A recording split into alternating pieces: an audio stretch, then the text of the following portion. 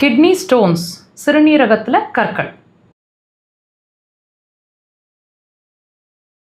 இந்த மாதிரி சிறுநீரகத்தில் உங்களுக்கு அடிக்கடி கற்கள் இருக்குது அல்லது இப்போ தான் முதல் முறை கற்கள் இருக்குன்னு கண்டுபிடிச்சிருக்கிறோம்.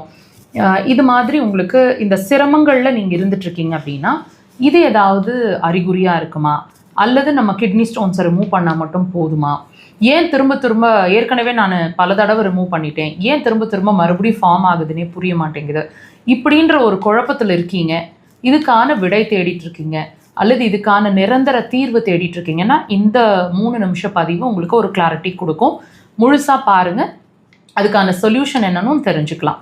இப்போ இந்த கிட்னி ஸ்டோன்ஸ் ஃபார்ம் ஆகுது இல்லைங்களா, இந்த கிட்னி ஸ்டோன்ஸ் ஃபார்ம் ஆகிறதுக்கு முதல் தடவை ஃபார்ம் ஆகிறதுக்கு முன்னாடி வரைக்கும் அந்த கிட்னிஸ் வந்து ரொம்ப நார்மலாக இயல்பாக ஒர்க் பண்ணிகிட்டு இருந்திருக்கு.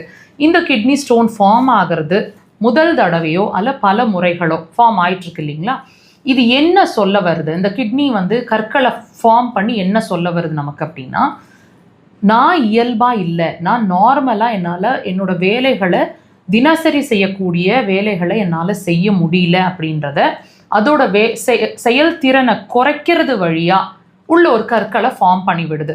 அப்போது ஒரு வலி ஏற்படுது, நம்ம வந்து உடனே அது என்னன்றதை கவனிக்க வைக்கிது.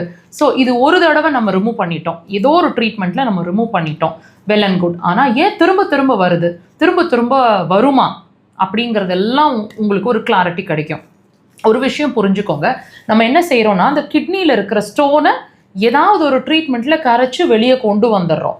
ஆனால் நம்ம என்ன செய்ய தவறுகிறோன்னு கேட்டிங்கன்னா, உள்ளே இருக்கிற பிரச்சனையோட அடிப்படை காரணம், அந்த கிட்னி ஸ்டோன் ஃபார்ம் ஆகிறதுக்கு, கற்கள் ஃபார்ம் ஆகிறதுக்கான ஒரு காரணம்னு ஒன்று இருக்கும் இல்லைங்களா, அதுதானே அந்த கிட்னி ஸ்டோன்ஸை ஃபார்ம் பண்ணிகிட்ருக்கு. ஸோ அது என்னன்னு தெரிஞ்சுக்க மிஸ் பண்ணிடுறோம், அல்லது அது ஏன் அந்த ப்ராப்ளம் க்ரியேட் பண்ணிகிட்ருக்குன்றதுக்கான சொல்யூஷனை தேட மிஸ் பண்ணிடுறோம். ஸோ இதுதாங்க உண்மையான சொல்யூஷனாக இருக்க முடியும். நல்லா புரிஞ்சுக்குங்க, இதுவும் ஒரு வார்னிங் சிக்னல் தான். எப்படி நம்ம ஒரு பதிவில் வந்து யூரின் நுரைச்சி போகிறது ஒரு ப்ராப்ளம், சிவியரான ப்ராப்ளம், அதை இமீடியட்டாக நம்ம அட்டென்ஷன் கொடுக்கணும்னு சொல்லியிருந்தோமோ, அதே மாதிரி இந்த கிட்னி ஸ்டோன்ஸ் ஃபார்ம் ஆகிட்டுருக்கிறதும் ஒரு பெரிய இஷ்யூ தான். இது வந்து நீங்கள் அசால்ட்டாக இருக்கக்கூடாதுங்க.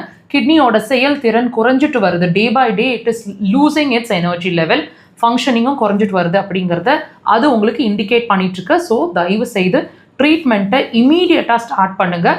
ஃபோமி யூரினேஷன் வரும்போதே நீங்கள் ஸ்டார்ட் பண்ணிட்டீங்கன்னா கிட்னி ஸ்டோன்ஸை தவிர்த்துடலாம்.